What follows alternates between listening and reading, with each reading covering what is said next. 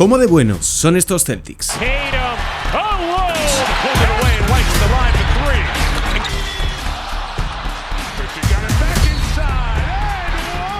Después de cambiar a Jaylen Brown por Paul George, esta pregunta tiene una difícil respuesta. Evidentemente van a ser un equipo con menos talento, pero ese movimiento ha opacado el resto de la offseason de los Celtics. Añadieron a Mitchell Robinson y Mike Conley, renovaron a Jordan Walls y Neemias Queta, y eligieron en el draft a Chris Tenack y Dillon Mitchell. Tras volver Jason Tatum de su grave lesión, este es un año clave para el proyecto, pero las dudas están ahí. Sobre todo esto vamos a hablar en el vídeo de hoy. Mi nombre es Sergio Rabinal, esto es Club CBA. Y si te gusta lo que hago, déjame un like, suscríbete y un comentario con tu predicción de lo que esperas que ocurra en esta temporada para los Boston Celtics. ¡Arrancamos!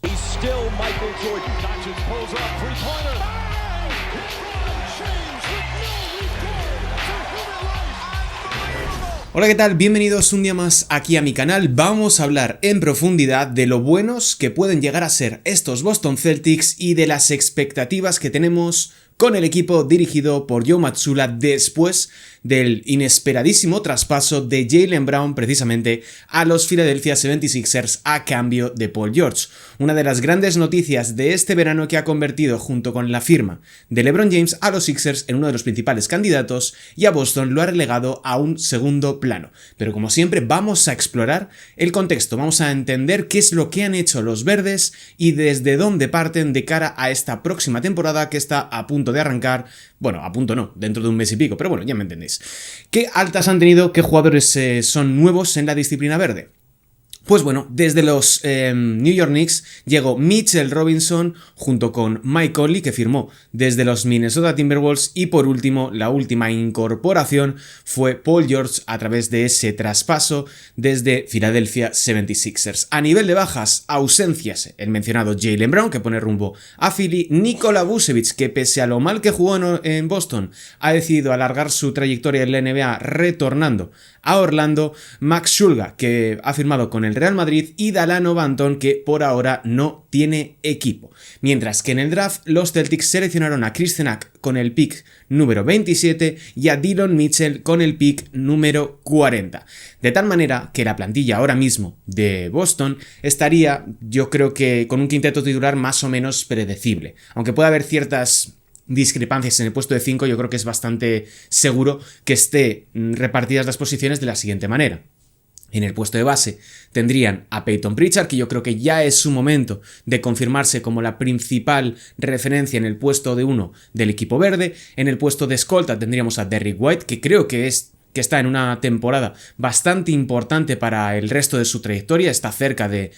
afrontar una próxima renovación de contrato con Boston y creo que es un momento crucial para la trayectoria del ex de los San Antonio Spurs. En el puesto de 3 o en el puesto de 4 más o menos da un poco igual Paul George y Jason Tatum. Es una posición un poco intercambiable y tampoco le daría mucha importancia. Mientras que en el puesto de 5 yo creo que Mazzulla va a apostar por Neemias Queta y va a dejar a Mitchell Robinson como su 5 suplente, aunque en algún momento de la temporada puedan intercambiarse las posiciones y sea Mitchell Robinson quien parta de titular y Neemias Queta desde el banquillo. A nivel de suplentes, ¿cuál es la rotación de sus jugadores de banquillo del equipo verde? Tendríamos en los puestos de guards a Mike Conley, que va a ser hipotéticamente el base suplente,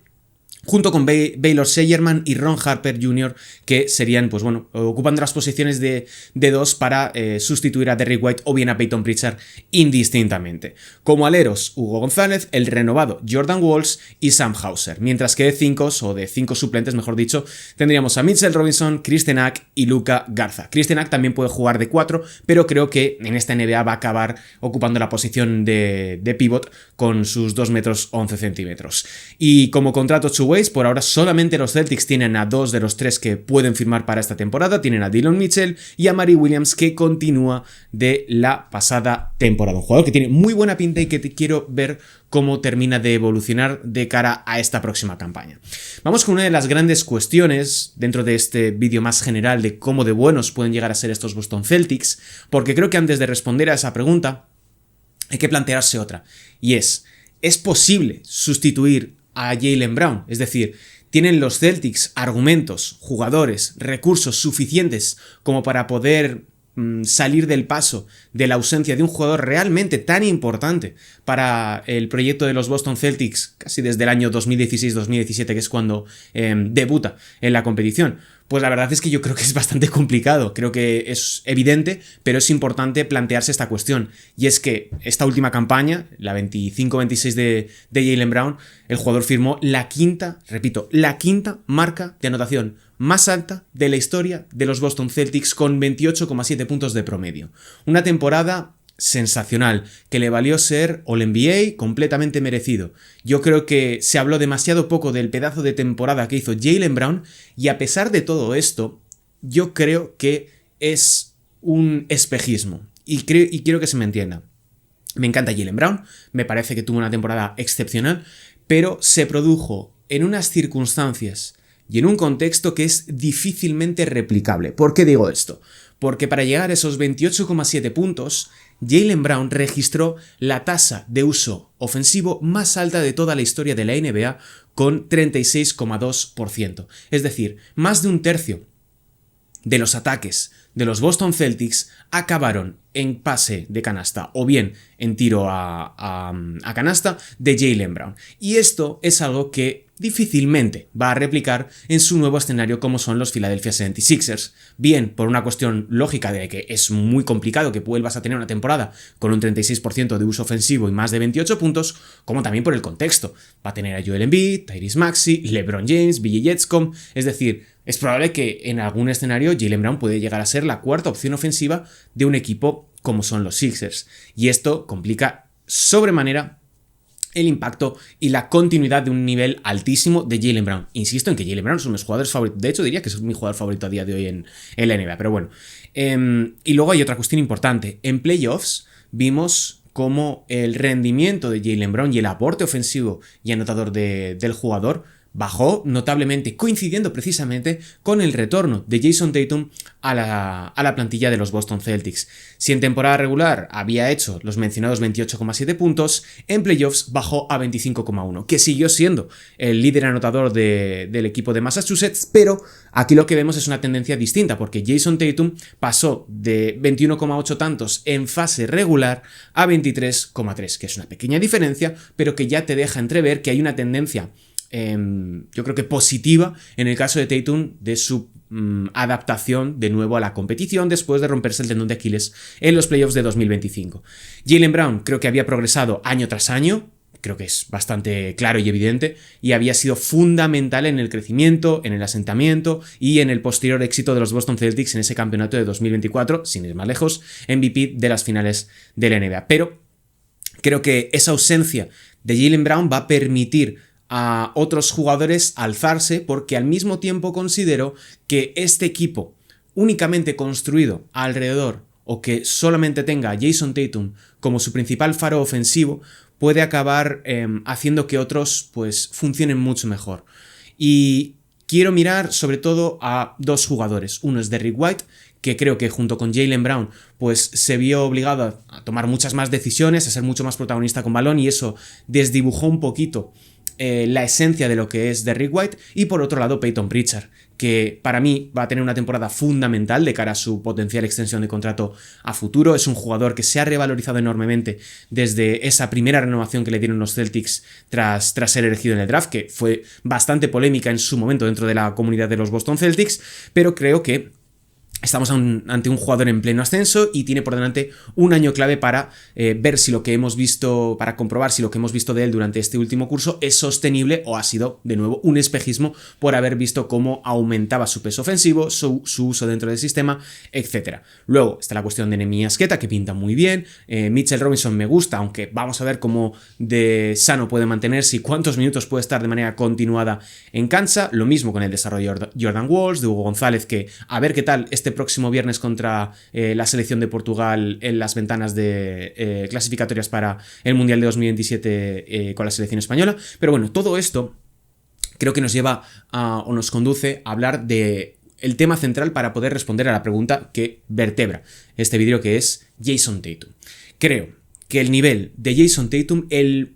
momento y cómo consiga trasladar las buenas sensaciones con las que yo creo que terminó la temporada, a pesar de que empezara bastante fallón, pero bueno, esto es bastante habitual en Jason Tatum, va a ser fundamental. Va a ser fundamental para que Boston pueda ocupar posiciones de relevancia dentro de una conferencia que se ha reforzado mucho. Filadelfia va a estar arriba, Indiana Pacers hipotéticamente va a estar también en la pelea por cosas importantes, los Hawks y los Charlotte Hornets son dos equipos muy a tener en cuenta, y luego está la cuestión de Miami Heat, que bueno, no sabemos muy bien por dónde van a ir, si van a acabar otra vez en la zona de play-in o van a ser un equipo aspirante al anillo con Giannis Antetokounmpo y la reciente firma de Klay Thompson.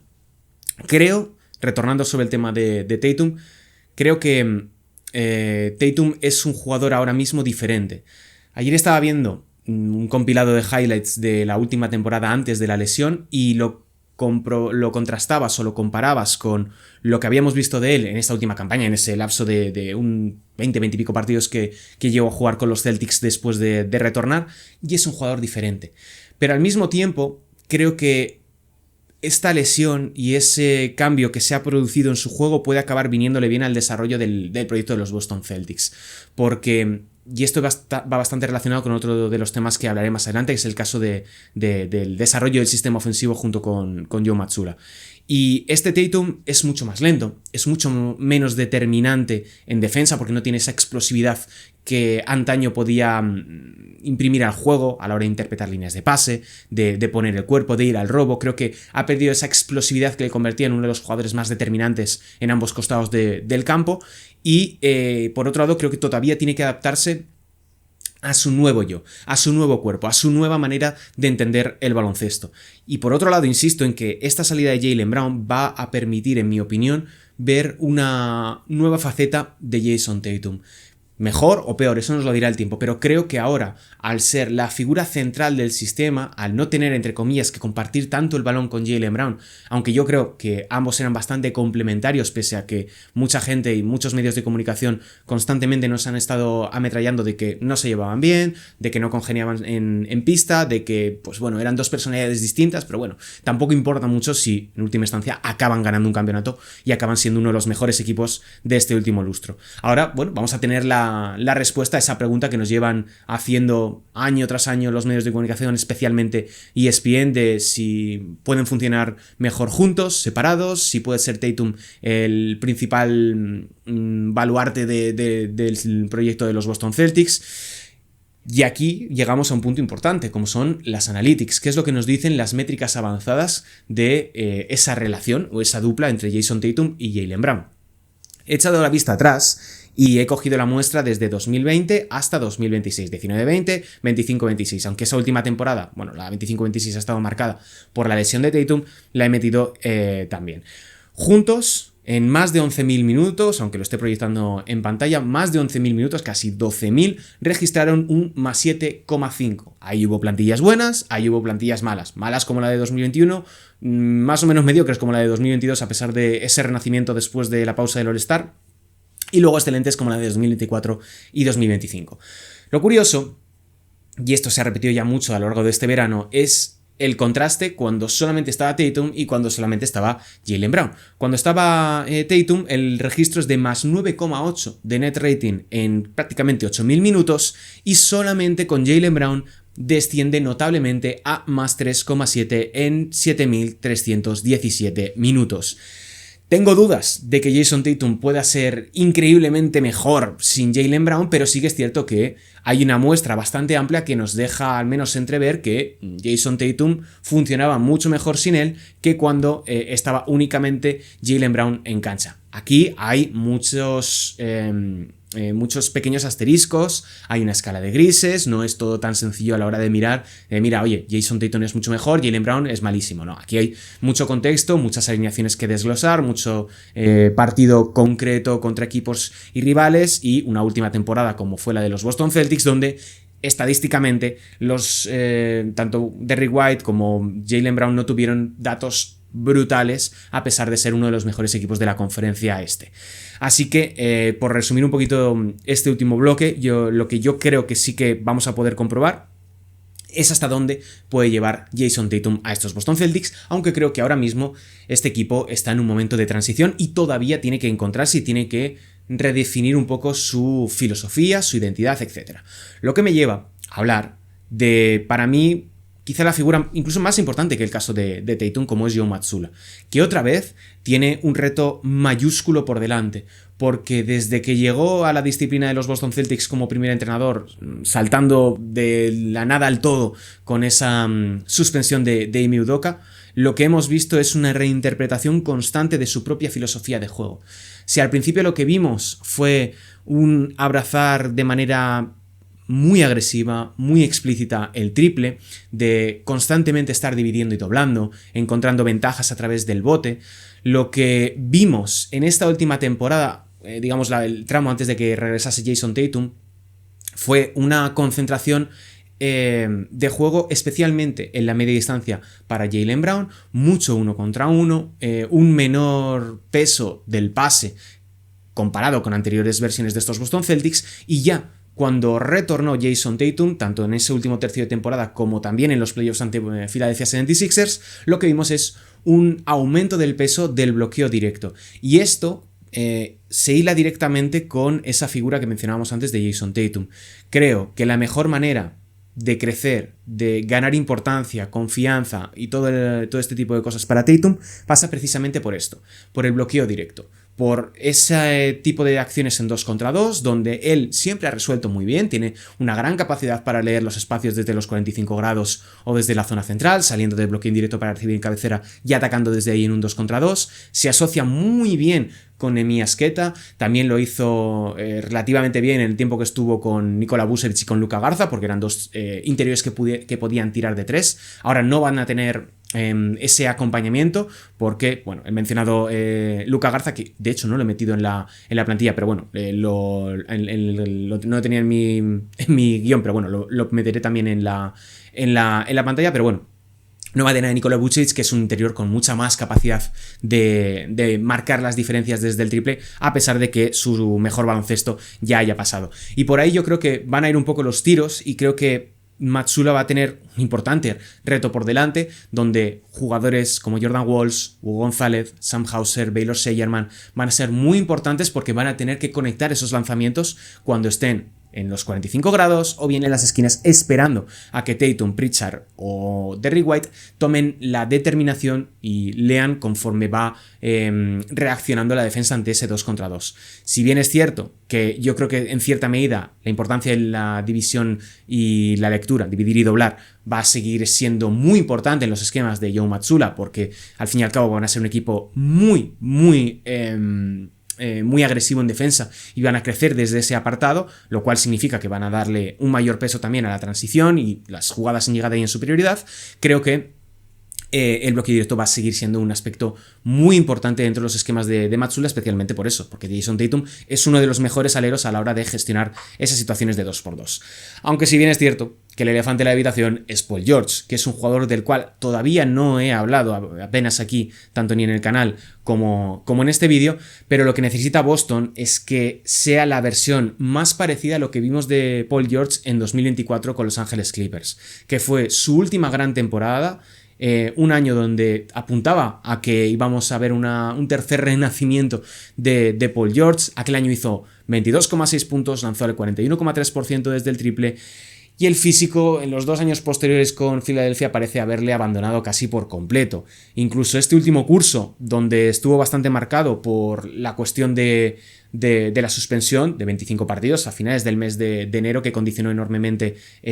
su presencia, pero le permitió llegar en plenas facultades físicas para eliminar a los Boston Celtics en los playoffs. Creo que es difícil que podamos ver a un jugador que alargue tanto su carrera y que pueda ser, o al menos estar cerca del rendimiento que así marca su contrato. El clavo al que esperan agarrarse los Boston Celtics es el rendimiento visto de él durante los playoffs, ya que ante los Boston Celtics se fue a los 16 puntos y un brutal 49% a lo largo de toda la postemporada, incluida la serie ante los New York Knicks. Una defensa más o menos óptima, está bastante bien físicamente, pero sí que es cierto que está siendo un jugador de rol, cobrando prácticamente un super máximo. Así que los Celtics van a tener que encontrarle el encaje, ahí Mazzulla va a ser muy importante, y he de decir, ya para cerrar este bloque y ya ir con las conclusiones, que creo que el sistema de Mazzulla le viene mucho mejor a Paul George de lo que le venía el de Nick Nurse en Filadelfia. ¿Por qué? porque hay muchas más opciones para tiradores, en mejores situaciones, hay mucho más juego de bloqueos indirectos como el que podíamos ver en Los Ángeles Clippers con Tyronn Lue, mientras que en Filadelfia estaban muy centrados en la transición con Tyrese Maxey, así como en el juego a través del poste bajo y el bloqueo directo para el pop con Joel Embiid. Así que ahora yo creo que sí que vamos a poder ver a un Paul George quizá mucho mejor situado de lo que le hemos visto en estas dos últimas campañas en Philly. Y ya para cerrar, como conclusión final y tratando de responder a la pregunta que da título a este vídeo, yo creo que los Celtics van a ser peores. Van a ser peores que la pasada temporada, son un equipo con menos profundidad, son un equipo que tiene menos talento porque no tiene a Jaylen Brown y lo ha cambiado por Paul George, que es, en mi opinión, el peor contrato ahora mismo de la NBA, pero, y aquí está la adversativa, van a empezar una nueva etapa. Este va a ser un periodo de transición, van a empezar un nuevo proyecto y todo eso significa que es probable que se produzcan más cambios. Creo que el siguiente en salir puede ser Derrick White en el mes de febrero, mes de enero o ya a partir del próximo draft de 2027 o la agencia libre.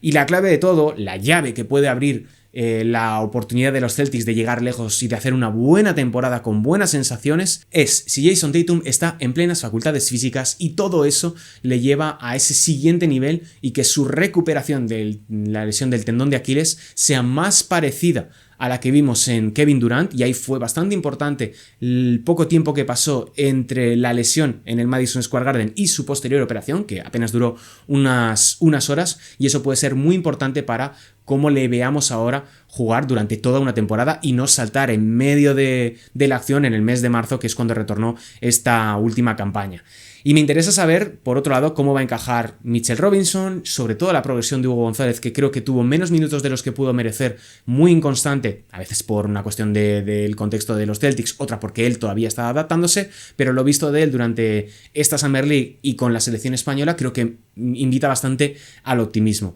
Y por último, ver si a Mike Conley y a Paul George les queda algo en el tanque, que francamente soy un poquito escéptico al respecto. Así que hasta aquí este vídeo, hasta aquí este análisis un poco de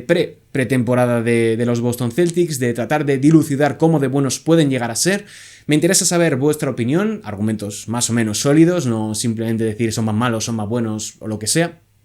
Que me contéis qué os parece el vídeo, qué cosas queréis ver próximamente en el canal. Va a haber unas cuantas sorpresas si puedo llegar a confirmarlas en las próximas semanas de cara a la preparación de la temporada. Y bueno, sin más dilación, si has llegado hasta aquí, no me conocías o lo que sea, mi nombre es Sergio Rabinal, este es mi canal, se llama Club CBA, soy comentarista NBA en Prime Video, y si te gusta lo que hago, lo tienes muy fácil, dale like, suscríbete y déjame un comentario con tu opinión. Así que sin más dilación, yo me despido, un saludo y hasta la próxima, chao.